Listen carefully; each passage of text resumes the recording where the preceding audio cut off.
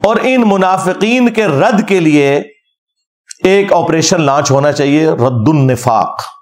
اس کا نام رکھیں رد النفاق، جس نے رد الفساد رکھا تھا نا انہوں نے، رد النفاق. جو اس طرح کے منافقین ہیں جو اسلام کی صفوں میں گھسے ہوئے ہیں، خواہ وہ مسلمان بن کے ہیں یا جس طریقے سے بھی، ان کے خلاف آپریشن ہونا چاہیے. اور اس کے لیے کیا کیا جائے؟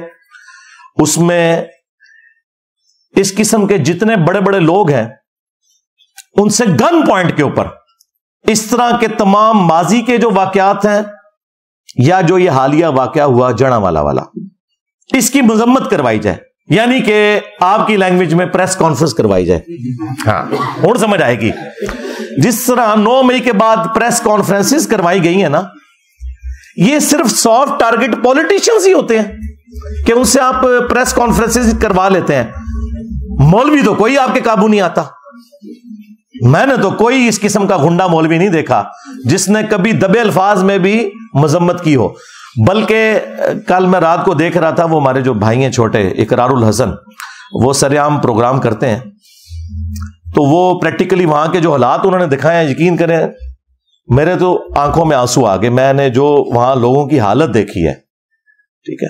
اب ایک امیر آدمی کو اس سے کیا غرض کہ ایک غریب آدمی کے لیے بچی کا جہیز کا زیور کتنی بڑی اہمیت رکھتا ہے، جو لوٹ لیا آپ نے اسلام کے نام کے اوپر. یہ پتہ نہیں کون سا اسلام ہے. ایک بار گھر جل جائے، ختم ہو جائے، تو دوبارہ پھر اس زندگی میں انسان نہیں بنا سکتا. زندگی میں ایک ہی گھر بنایا جاتا ہے. ایک غریب آدمی، ان میں سے کئی لوگ کرائے پہ بھی رہ رہے تھے. تو اینڈ پہ اس نے نا کچھ مولویوں کے بھی انٹرویو کیے ہیں، تو میں بڑا پازیٹیولی بیٹھا تھا. میں نے کہا یہ مولوی بھی کنڈیم کریں گے جو وہاں کی امن کمیٹی. کسی نے ایک جملہ بھی نہیں بولا. وہ سارے کہہ رہے ہیں جی ہمیں قرآن شریف پڑھنا چاہیے تاکہ ہمیں پتہ چلے کہ قرآن کی کیا اہمیت ہے اور قرآن کی بے رحمتی نہیں ہونی چاہیے. اس واقعے کو انہوں نے ڈسکس تک نہیں کیا، حالانکہ ٹاپک ان سے یہ پوچھا جا رہا تھا. تو اس کا مطلب یہ ہے کہ رد النفاق ضروری ہے. میں کہتا ہوں اس کے اوپر اب سوشل میڈیا کے اوپر کمپین چلنی چاہیے کہ آپریشن رد النفاق لانچ کیا جائے. ان غنڈے مولویوں کو ان سے پریس کانفرنسز کروائی جائیں. جتنی بھی دہشت گرد تنظیمیں ہیں اس قسم کی مذہب کے نام کے اوپر،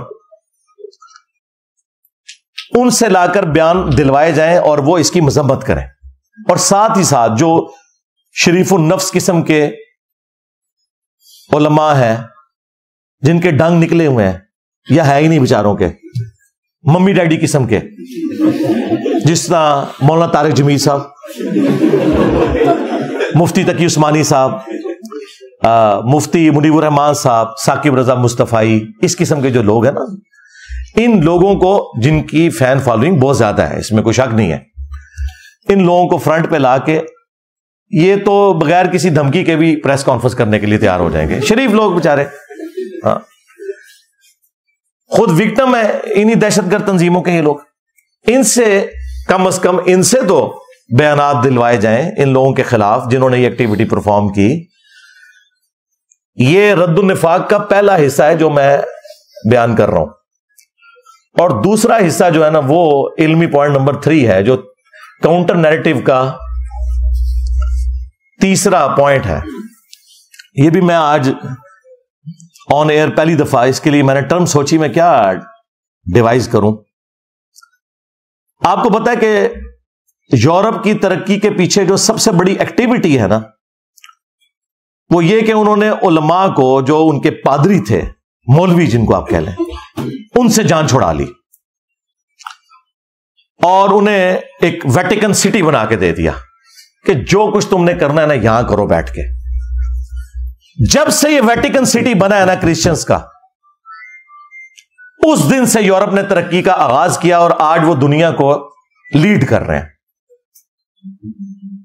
جب تک یہ مولوی تھا عذاب الہی بنا ہوا تھا ان کے لیے. اس کا آغاز تو ہوا فرینچ ریولوشن سے 1789 میں. آپ ذرا فرینچ ریولوشن کی تاریخ پڑھیں تو آپ کو پتا چلے گا یہ جو اس وقت دنیا میں آپ ڈیموکریسی کی بہاریں دیکھ رہے ہیں نا، میں اس ڈیموکریسی کے اس حصے کو تو غلط سمجھتا ہوں جس میں حلال اور حرام کا فیصلہ کثرت رائے سے ہو، لیکن میں بات کر رہا ہوں اس ڈیموکریسی کی جس میں آپ حلال و حرام کا فیصلہ قرآن و سنت سے کرتے ہیں اور جو حلال کے دائرے کے اندر چیزیں وہ آپ کثرت رائے سے کرتے ہیں۔ بہرحال یہ جو برکات آج آپ دیکھ رہے ہیں نا، اس کا آغاز فرینچ ریولوشن سے ہوا ہے۔ اس سے پہلے انسانوں کے غلام تھے امپائرز کی شکل میں۔ نبی صلی اللہ علیہ وآلہ وسلم نے جو ریولوشن برپا کی خلافت راشدہ کے دور کے اندر تو وہ بڑے اچھے طریقے سے چلی، لیکن بعد میں پھر ایک سپر پاور ہم بھی بن گئے، اور بنو امیہ اور بنو عباس یہ بھی امپائرز کھڑی ہو گئی، اور پھر وہی سلسلے شروع ہو گئے جو رومنز کے تھے، پرشینز کے تھے۔ فرینچ ریولوشن جو آئی ہے، اس نے پہلی دفعہ وہ آپ سمجھ لیں کلٹ توڑا۔ وہاں پہ بھی جو پادری تھے وہ کیا کرتے تھے، وہ چندے عوام سے بٹورتے تھے، کچھ شہنشاہ کو کھلاتے تھے اور کچھ اپنے چرچز کے اوپر اور اپنی ذات کے اوپر لگاتے تھے، اور یہ سلسلہ چل رہا تھا۔ پھر عوام کو وہاں ہوش آئی اور انہوں نے کہا کہ یار ان مولویوں سے جان چھڑاؤ، اور پھر ان ساروں کو پھانسیاں دی گئی، حتیٰ کہ شہنشاہ بھی اور وہ بھی۔ اور یہ پہلا اس ماڈرن دور کے اندر جو پہلا آپ سمجھ لینا ایک مائل سٹون ہے وہ فرینچ ریولوشن ہے 1789۔ پھر اس کے بعد آہستہ آہستہ یہ چیز پھیلتی چلی گئی۔ پھر ہم نے دیکھا کہ رشین امپائر بھی ٹوٹ گئی، وہاں پہ بھی کمیونزم کا انقلاب آیا۔ ٹھیک ہے اس میں کچھ چیزیں کباتے تھیں، لیکن اوورآل معاشرے کے لیے تو وہ اچھی چیز تھی۔ اور سلطنت عثمانیہ بھی ٹوٹی۔ ہمیں صرف پتہ ہے سلطنت عثمانیہ ٹوٹی ہے، اور بھائی سلطنت عثمانیہ ان سب سلطنتوں میں چھوٹی تھی جو ٹوٹی ہے۔ گریٹ برٹن ٹوٹ گیا، جو انسانی تاریخ میں سب سے بڑی حکومت جہاں سورج ہی غروب نہیں ہوتا تھا۔ اتنی بڑی حکومت تو کبھی بھی کسی نے نہیں کی ہے، نہ منگولوں نے کی نہ مسلمانوں نے کی جو گریٹ برٹن کی تھی۔ یعنی پورا اب سب کانٹیننٹ ان کے پاس تھا، اندازہ کریں۔ اور ادھر سے آسٹریلیا اور وہ سارے علاقے اور پھر افریقہ تک ان کی حکومت وہ بھی ٹوٹ گئی۔ جرمنی کی حکومت بھی ٹوٹی۔ یہ ساری کی ساری امپائرز ٹوٹنا شروع ہوئی، لیکن آغاز ہوا فرینچ ریولوشن سے۔ اور اس کو اگر آپ سٹڈی کریں گے تو آپ کو پتا چلے گا وہاں بھی مسئلہ مولوی تھا۔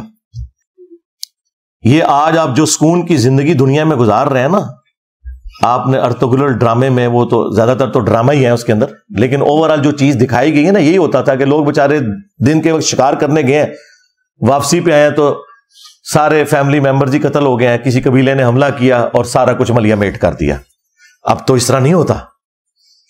یہ ساری برکات ہے فرینچ ریولوشن کی اور اس کے بعد امپائرز گرنے کی۔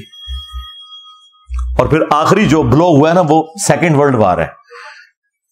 ہٹلر ایک اس دنیا کے لیے عذاب الہی تھا، لیکن اس کا فائدہ یہ ہوا کہ ہٹلر کی ان جنگوں کی وجہ سے اگرچہ وہ جنگ تو ہار گیا، لیکن گریٹ برٹن اتنی کمزور ہو گئی کہ انہیں مجبوراً ہمیں آزادی دینی پڑی۔ یہ آپ کو جو بتایا جاتا ہے نا ہمارے بزرگوں کی قربانیاں، یہ بزرگوں کی قربانیاں بعد میں ہیں جو پارٹیشن کے وقت ہوئی۔ بیسیکلی گریٹ برٹن اس امپائر کا بوجھ اب اٹھا ہی نہیں سکتی تھی، ان کے پاس اتنے ریسورسز نہیں رہے تھے، کیونکہ وہ اس دوسری جنگ عظیم میں اتنے کمزور ہو گئے تھے کہ یہ معاملات چلا نہیں سکتے تھے۔ اگر وہ دوسری جنگ عظیم نہ ہوئی ہوتی نا تو آج یہاں پہ بلٹ ٹرین چل رہی ہوتی۔ ہاں یعنی انگریز بیٹھے ہوتے ہیں۔ ہاں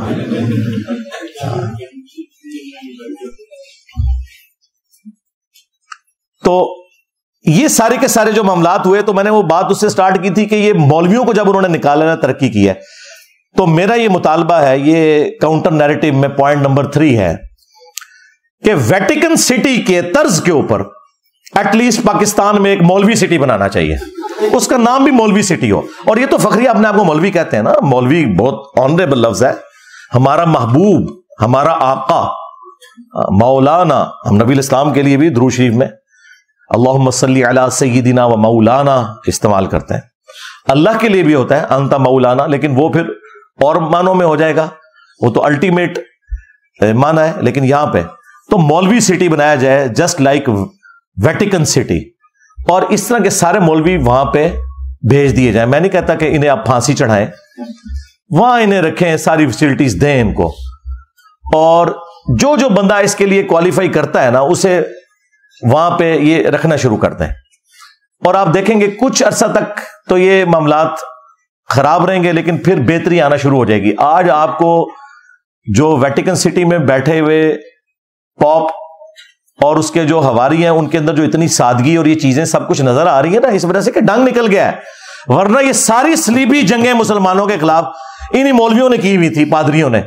یہ پوپ جو آج کل اتنے منکسر المزاج ہیں کہ وہ غریب لوگوں کے پاؤں دھو رہے ہوتے ہیں یہ بتانے کے لیے کہ ہمارے اندر کتنی عاجزی ہے، یہ وہ لوگ ہیں جنہوں نے صلیبی جنگیں کروائی ہوئی ہیں. پوری دنیا کا امن ان لوگوں نے برباد کیا ہے.